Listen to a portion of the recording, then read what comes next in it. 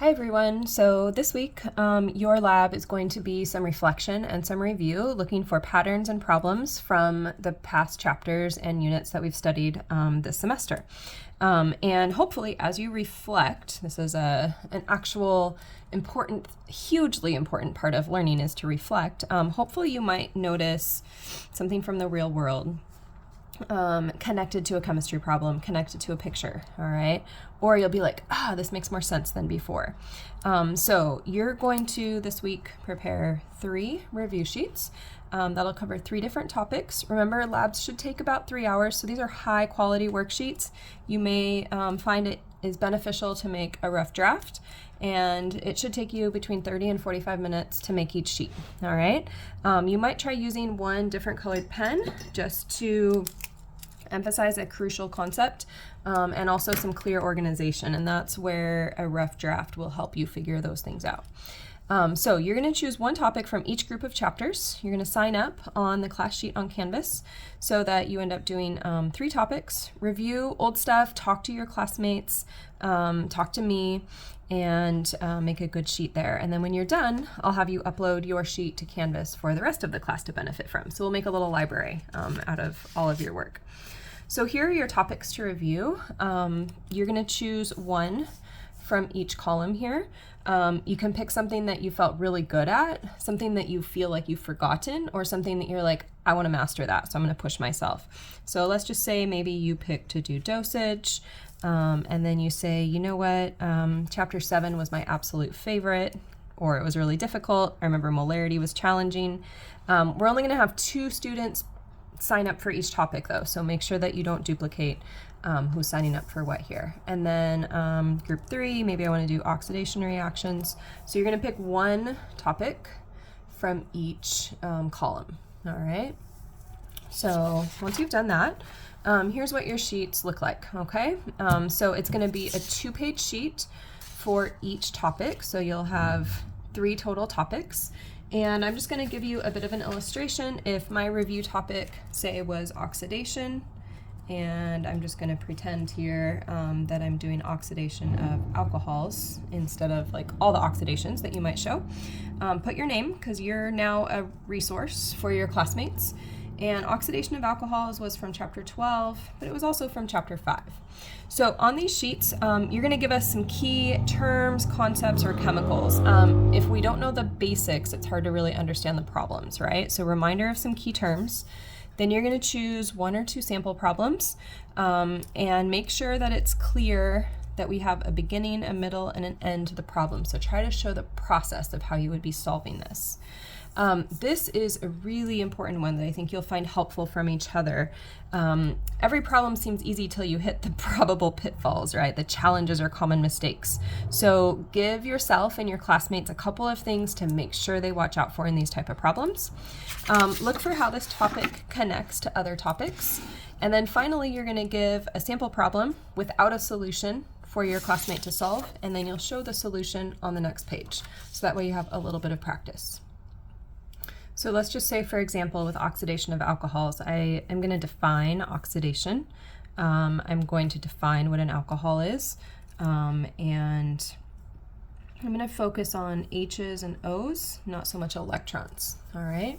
Then you might go back to your lecture notes, back to worksheets, and find a couple of practice problems. So we're oxidizing alcohols, and I've got some of the steps that I remember learning about in class here. As I look at these 2 alcohols, you might, again, bring in a little bit of color to help you figure out what's happening. And I've got 2 different types of alcohols here. This would be a primary alcohol. This would be a tertiary alcohol, okay? So maybe we want to find that functional group first. So I find that functional group first. Second thing we're going to think about is the type of reaction. And so when I see that bracket O over the arrow, I say this is going to be an oxidation reaction. Oxidation is going to be losing 2 hydrogens anytime we oxidize an alcohol. So I've got that done. Then I want to plan. So losing 2 H's, I'm going to lose an H. It means O. Its neighbor also will lose an H. All right. And then you can draw your products, CH3, CH, and then we have an O that's connected to that carbon. I'm going to shift it over here, and we're going to end up with a double bond because the C and the O, C and the O, C and the O both lost something, so therefore we now see that this has become oxidized. All right, try to go through the same process here. So oxidation is going to be losing 2 hydrogens, so I lose 1 hydrogen. I go to the neighbor. This neighbor doesn't have any hydrogens, so therefore I would, in my planning, say no reaction, okay? And so we are able to show the process and then illustrate it a couple times. Common challenges and mistakes. Like I said, this is the things you've learned the hard way as you go, so document them so you come back to them. So for example, you might jot for yourself that you're going to remember to pull the hydrogen from an O and from a carbon, all right? So pulling an H from the O, and then we're gonna pull an H from the carbon, all right? We're looking for, in our products, to form a carbonyl, so sometimes we forget that second bond. And then another final tip might be that tertiary alcohols won't oxidize ever. All right, so those are really the things that you learned as you practiced. Other connections, so you might say, hey, this connects to chapter 5, where we did organic oxidation reactions.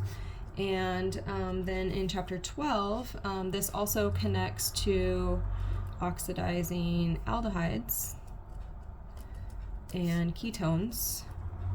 Ketones don't actually oxidize, but when we oxidize aldehydes, instead we add an O. We aren't losing 2 H's, okay? So maybe a couple key connections. And then you want to give another problem. Doesn't have to be an easy one, it can be a challenging one, so maybe one that you make up yourself or found on a quiz or worksheet or something. Hang on one second. So we only want 1 hydrogen there. This would bond to an alcohol. So we have an alcohol in a ring and we oxidize it, all right? So we're gonna leave that there so the person can practice and see if you can do the skill, and then you'll make an answer key on the next page. So you might end up with an answer key that looks something like this, showing that remove an H from the O, H from the carbon is what oxidizing is, and then you get a ketone product.